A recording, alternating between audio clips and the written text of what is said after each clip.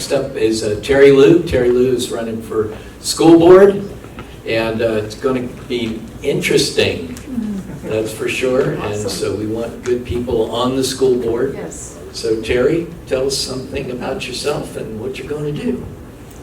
My name is Terry Lou, and I've lived in Gillette for about 47 years. I'm retired from the railroad. I worked there for 43 years for the railroad.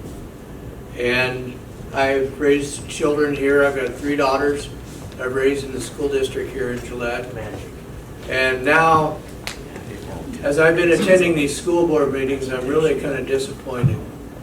One of the big things is we've got a clique in the school board. That there is nobody that can talk to them. They think that they're above everybody. They don't have to answer to anybody. And we've let it go. We've let them be that way. And I don't think it's fair. And then we've got some really good teachers here, folks. And we really need to start looking out for the wages of these teachers. You know, we're at 17. We're at 17 for pay scale for our teachers. You know, we used to be 1. That's in the state. Are you talking nation? No, that's what we're ranked in the state of Wyoming. Oh, state of Wyoming. We used to be number 1.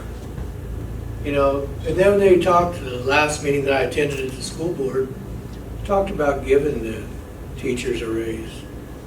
But when you stop and you figure out to have a raise, those teachers aren't going to get anything. By the time you take the Social Security out, by the time you take the cost of their insurance going up out of it, they're lucky they get another $5, $10 on their paycheck. Now, we all want our kids, the future of our nation, to have good education, don't we? We trust these teachers, don't we? Will you turn your kids loose to them every day? It's not an overpaid babysitter by any means. These teachers work hard, and they spend a lot of hours on their own teaching. And then we got a school board that we'd like to just have a bright, shiny building when we consider 50% good for our education levels. Instead of spending money on all these buildings, maybe we should get and keep the teachers we got, give some more resources for the teachers to use in the school. We don't need another building. We don't need another shiny building. We don't need more structures because we can't afford to maintain the ones we got. You name me, folks, one project here in Gillette that we have a maintenance plan in. That's right. Yeah. Nobody? So there again, what do you have to do to your own homes? You have to maintain them. You have to keep them up. If you don't, what happens? You have nothing. The other thing is I would like to know what you folks would like to see in a school board member. That's kind of what my game plan is right now that I'm trying to do. I'm trying to get some input of what the public would like to see as far as a new member to get on the school board. I mean, to me, I'd like to try to educate and be transparent of what's actually going on. You know, when they make these decisions, and they call it what was that? Depreciation fund. But yet it's a slush fund. And that's how we're getting money, you know, to fund some of these other projects and stuff like that. But there again, they won't call it a slush fund. But they won't tell you either where the money's coming from. So these are questions that I would like to know.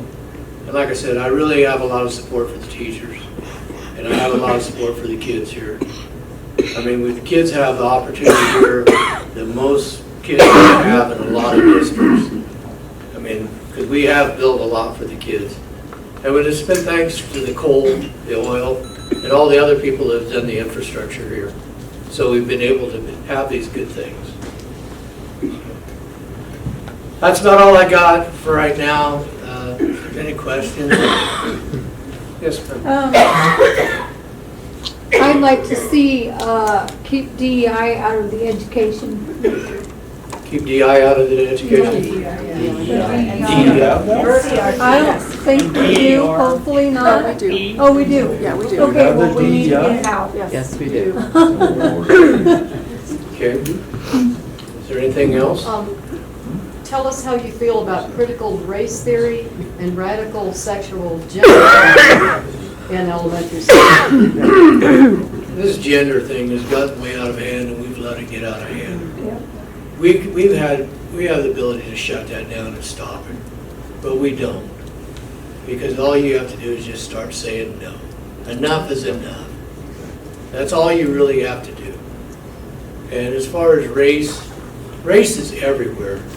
You're going to deal with that in any place that you go. So that's just something that you're going to have to be able to live with. I mean, as far as giving priority to one over the other, no, I'm not for that at all. I think everybody has their own set of values, and everybody should maintain that. That's what your parents are there for. That's not to be put onto the school. To teach, the parents have to have some responsibility in this. You can't put it all to the teachers. I mean, everybody would like to, but we can't do that. Parents have to have some accountability here. And that is one thing that we are lacking here, is accountability for anything. That's my opinion. You asked what we would like for a board member. I would like for board members to actually speak to teachers and not be held back as they currently are. And another thing, do you believe we are too top-heavy? I know we're too top-heavy. We could start right there. Why do we need four presidents? What would you do? What would I do? Yeah. I would not have the power to be able to do. I could make the suggestions. I could put my voice out there. But then again, you got, what, 5, 6 other people there that have to vote with me. That's the big thing. We got to mix this school board up. We can't have it being that clique anymore. That's what I was talking about earlier, this clique. Need to break that open and get some like-minded people in there that want to take some of the top end off this. That's where your teachers' wages are going to, is to your administrators. It's not going to the teachers. That's just my opinion. Yes. I'd like to see, since they how easy it is to turn the children where they need to be. Yes, I understand that. Yes, ma'am. I'd love to see board members just show up unannounced and walk into a classroom. Yeah. We don't have parents visit classrooms. It's extremely rare to have administration even walk into a classroom.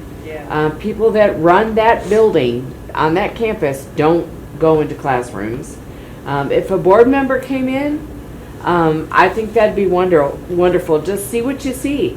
Take notes, write things down.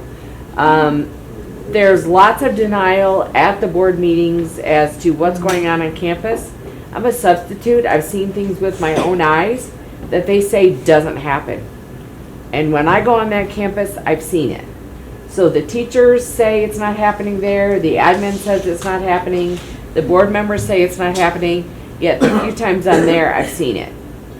So I think they need to get out of the ivory tower and actually go and find out what's happening. I would like to do that too. But there's one thing that I've noticed is the fear the teachers have to speak out. The teachers don't want to speak out because they're afraid of their jobs. That's true. Why are the teachers afraid? Why do they have to be afraid of their jobs? Why can't they have just as much right as I do as a citizen. I mean, it's their workplace. They should be able to say, this is going on, this is going on. But like I said, I've done probably 11 teachers now that I've just talked to, just ask them a few basic questions. And that's the one thing that I get. It's like they really are real sensitive to what they want to tell you. Right. Because they're scared of their jobs. Right. And that's understandable, but just being there and seeing what you see, you could observe a lot. Well, just like I with said, your own eyes. When we got projects that we want to spend millions of dollars on, I would sure like to go check out the facility. Yeah. Jared? Yeah, Terry, how do you feel about, let's just go back to basics? I think we should go back to basics. All these facilitators, They're continuously being sent off to different places to teach, come back and reteach a subject that's been taught for 2,000 years. We spend all that money, and we can put those facilitators back in the schools. And then one of your people asked about going into the schools. You're allowed, and I know that you've seen this, Terry, Yeah. is if you go to a school board meeting, you can ask a school board member to go to a certain school and that you will accompany them. And you will have the ability to talk to that teacher and the principal, and you get a chance to see what the atmosphere of the school is. One of the deputy superintendent of schools, I got him to go to Campbell County High School. And he says, this will make me feel awkward because they'll be worried about what they're doing. I says, if you show up more often, they'll think you're part of the school. And so what it comes down to is people need to go to school board meetings and never be intimidated by that school board because they really don't want you there. That's right. I know that. I've witnessed that myself just from the times that I've been attending this. Folks, I've been attending for about almost a year now of every school board meeting. And I'll tell you what, if you want some entertainment, you ought to go watch it because they think they really are invincible. They will not talk to you and they will not give you can ask them the information. Jerry scribbled a few numbers down on a piece of paper. How many months had he been asking for this information? And it's like, That was in reference to the aquatic center. yeah. I asked him where the $40 million came from. He said depreciation. Jack Clary called him on it. Said, well, I guess this money we had left over from a slush fund. Yeah, depreciation. And then the rec mill, we accumulated $15 million from that. I asked him how you broke that up. How did this money come to existence? You were there standing right beside me. Yep. The guy that's over finances, Dave, says, well, $15 million came from the rec mill and 25. I said, no, I asked you to break it down. And the administrators are very careful about giving out any information on you were standing right beside me, we asked the same question, is the aquatic center. Why do we have to build this Camelot of a pool with a floating floor? They couldn't even tell me where there's another one in the United States. Instead of building things for the needs of this community, our community.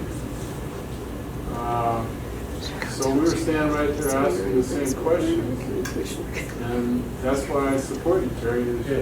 You're wanting to dig in there, and there's 2 school board members on there that will really listen to you. Yeah. Larry Steiger and Tim Halligan. The rest of them takes some prodding to get them to open up. They won't listen to you until you can back them in the corner and embarrass them. That's basically what I've said. Okay, John? Yeah, Terry, you mentioned this clique and the current makeup of the board. Who exactly, in your mind, do they work for and would you work for if elected to the school board? And not only who do you work for, but who reports to you in your understanding? My understanding is I work for the citizens of Gillette. And the reporting status, I don't know how that exactly all works down, because they all stick together and it's like you can't communicate to them. That's where I see a big thing that needs to be opened up. There needs to be open communication. Just like Jerry and everybody says, you should be able to go to these schools and be able to talk to the teachers, talk to the principals. why do you not see a principal at any one of these school board meetings unless it's for to give out their little brochure that they've made for the year to say that, yeah, we're at 50%. So, I mean, why do they not show up like we do? And just say, hey, so you're right, Terry, you would work for the people who elect you. Right. And I think that that's the problem with the clique that you mentioned, is they've forgotten who it is they work for. All too often, it's actually backwards. They think they work for the administrators. And you would have one employee working for you, and that is the superintendent. That would be your employee. And that is the reason that they have blocked the members of the board from going out and talking to the employees. It's not a good reason. I think you're right. You should be able to go and see what's happening in the very organization that you're trying to guide as a board member. But there's a culture of retribution there. And that's why the teachers are afraid to speak. That's why it's all one block as far as the answers, and they circle the wagons, as you say. yeah, it's not right. Right. It's not right by any means. Yep. Like I said, I can't do miracles, folks, but I sure would give it a heck of a try. And I would be in there. Yeah. Thank you. I just want to comment on their depreciation excuse. As a businessman, I understand how depreciation works. Once you take the depreciation, it comes off your taxes. And the last time I checked, the school system is not paying taxes. So they can't have depreciation money. It's all smoke and mirrors. Yeah, that's why we don't want to call it a slush fund, though, which it actually is. Yes, Yeah. ma'am. I just briefly want to point out a problem that is happening everywhere. More and more, they're putting kids in the classroom who only speak Spanish. Teacher doesn't know, a few kids know. The only way you can communicate is with the friend of the kid in the class. Just letting you know that, I won't say anything more, huge problem, in my opinion. Former teacher and a son. Is that in the grade schools? Everywhere, Everywhere. unbelievably. All right, well, thank you, folks. Yeah. Sure helped.